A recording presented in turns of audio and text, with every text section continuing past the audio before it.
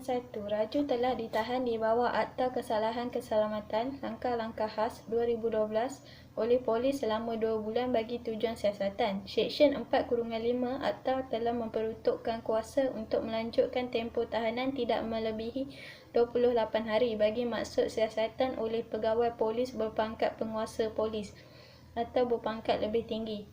Seksyen 31 Akta memperuntukkan menteri boleh membuat peraturan yang perlu atau sesuai manfaat bagi melaksanakan sepenuhnya atau menjalankan peruntukan akta ini.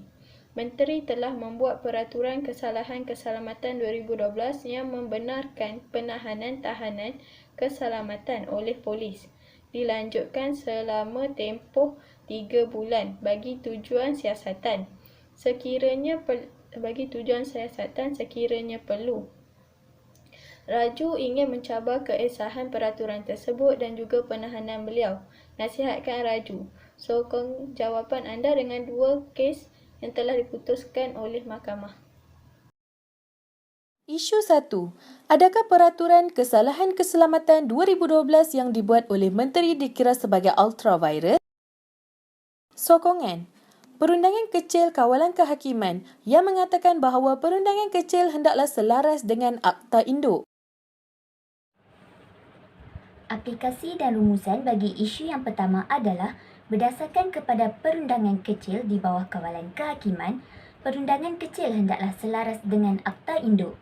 Sekiranya sesuatu perundangan kecil digubal tidak selaras atau bertentangan dengan akta, maka perundangan kecil tersebut dianggap telah melampaui bidang kuasanya atau ultravirus.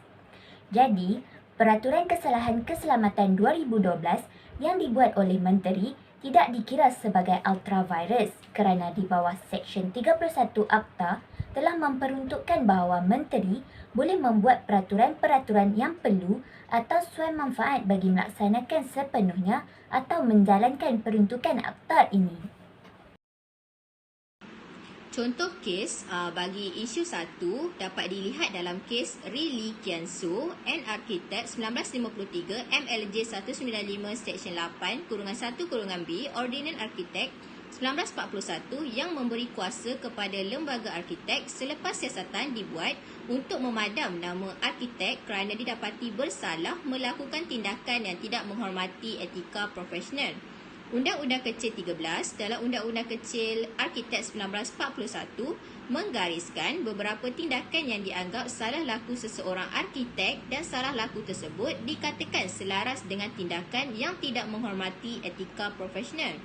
Peruntukan Undang-Undang Kecil 13 telah dicabar kerana bertentangan dengan Seksyen 8 Ordinan. Berdasarkan Seksyen 8, didapati bahawa salah laku hanya boleh ditentukan kewujudannya selepas siasatan dibuat oleh lembaga arkitek. Ghazali lawan PPX 1964 MAJ 156. Lembaga Pelesenan diberi kuasa di bawah Seksyen 118-5 Ordinan Jalan Trafik 1958 untuk menggunakan budi bicaranya dengan memberi keutamaan kepada permohonan yang dibuat oleh Melayu.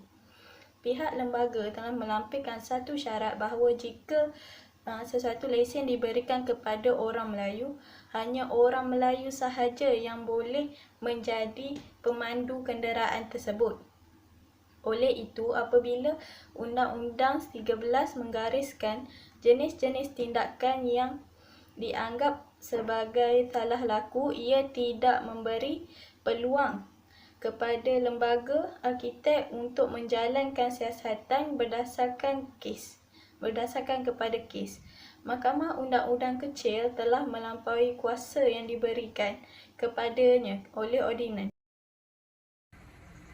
Oleh itu, melihat kepada keseluruhan fakta dan huraian yang dibentangkan, maka dapat disimpulkan bahawa Peraturan Kesalahan Keselamatan 2012 yang dibuat oleh menteri tidak dikira sebagai ultravirus.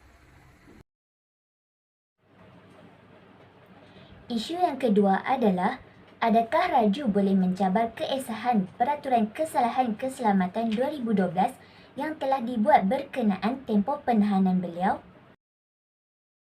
Sokongan bagi isu yang kedua pula adalah di bawah perundangan kecil iaitu kawalan kehakiman. Peruntukan perundangan kecil menjadi tidak sah jika bertentangan dengan peruntukan akta. Seterusnya, kita akan melihat kepada bahagian aplikasi dan rumusan.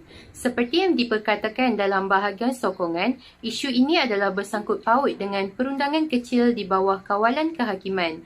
Jadi, berdasarkan kepada perundangan kecil di bawah kawalan kehakiman, peruntukan perundangan kecil menjadi tidak sah jika bertentangan dengan peruntukan akta.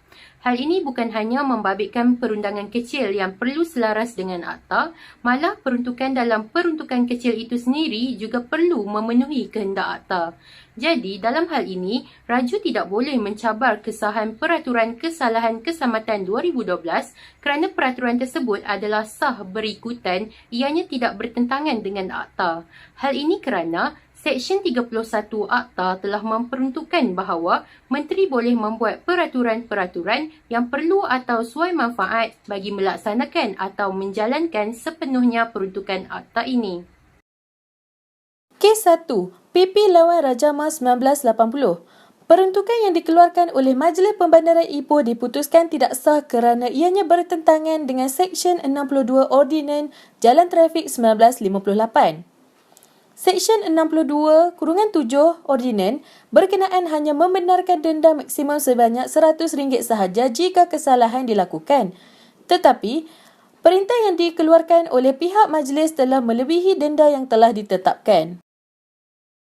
Contoh kes yang kedua ialah PP lawan Said Ada 1982 MMC 153. Menteri diberi kuasa di bawah Seksyen 2 Akta Perikanan 1963 untuk mengubah peraturan yang berkaitan dengan perikanan. Contohnya Seksyen 2B digubah untuk mengawal dan melarang cara penangkapan ikan atau pemilikan kapal penjerat atau jaring menangkap ikan. Berdasarkan kepada peruntukan tersebut, Peraturan Perikanan Maritim 1967 telah digubal. Peraturan 3(b) melarang mana-mana orang untuk memiliki peralatan memancing di atas kapalnya. Peralatan memancing ini telah ditaktifkan sebagai jaring menangkap ikan, jerat menangkap ikan, mata kail dan benang yang mempunyai lebih daripada 3 mata kail dengan atau tanpa alat penimbul yang direka khas untuk menangkap. Jerat menangkap ikan, mata kail dan benang yang mempunyai lebih daripada 3 mata kail dengan atau tanpa alat penimbul yang direka khas untuk menangkap ikan. Dalam kes ini, responden telah dituduh menjalankan aktiviti penangkapan ikan tanpa lesen.